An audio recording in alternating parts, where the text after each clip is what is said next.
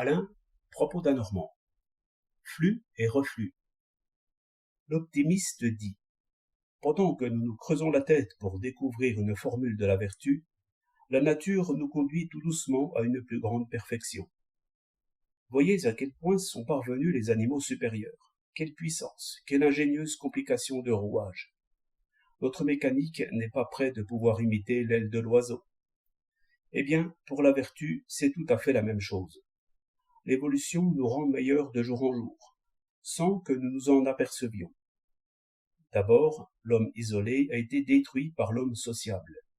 Puis les sociétés ont lutté les unes contre les autres. Et c'est toujours la force morale qui l'a emporté. J'entends par là qu'à nombre égal, l'armée qui triomphe est celle qui compte dans ses rangs le plus d'hommes courageux, disciplinés et disposés à donner leur vie pour d'autres.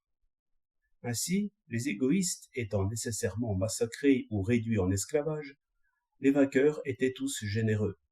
La vertu faisait la conquête du monde. Les conquérants élevaient des statuts à la sobriété, à l'austérité, à l'intrépidité, au respect, à l'obéissance. Les enfants profitaient dès le berceau de l'expérience des pères. Les mères elles-mêmes, par crainte des coups, forgeaient les cœurs de leurs enfants comme sur une enclume. Car la vertu n'est point de luxe, elle est de nécessité. Il faut être vertueux ou périr. Voilà pourquoi nous allons, par la force des choses, à un avenir meilleur. Je lui dis: prenez garde, Pangloss.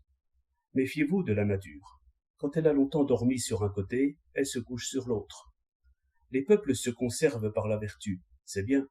Ils arrivent ainsi à la puissance, c'est-à-dire à la paix, comme on l'a vu pour les Romains. Mais le succès, justement, va les corrompre. Les voilà riches et tranquilles. Ne vont-ils pas, de nécessité, oublier un peu les vertus guerrières? Ils ne vont plus vivre comme dans un camp. Ils vont connaître les festins, la musique et les nuits trop longues. Leurs enfants seront pires qu'eux. J'entends déjà les barbares, qui apportent sur la croupe de leurs chevaux d'autres vertus, à peine dégrossies, et des muses guerrières, mal léchées. Il y a peut-être un degré de perfection qu'on ne peut dépasser sans retomber à l'esclavage. On peut être vaincu par trop de vices. On peut l'être aussi par trop de vertus. Regardez la vague de marée. Elle monte, elle descend, tous les jours, depuis des centaines de siècles. Et ce que vous appelez progrès n'est sans doute que la marée montante. Après le flux, le reflux. 27 mai 1908.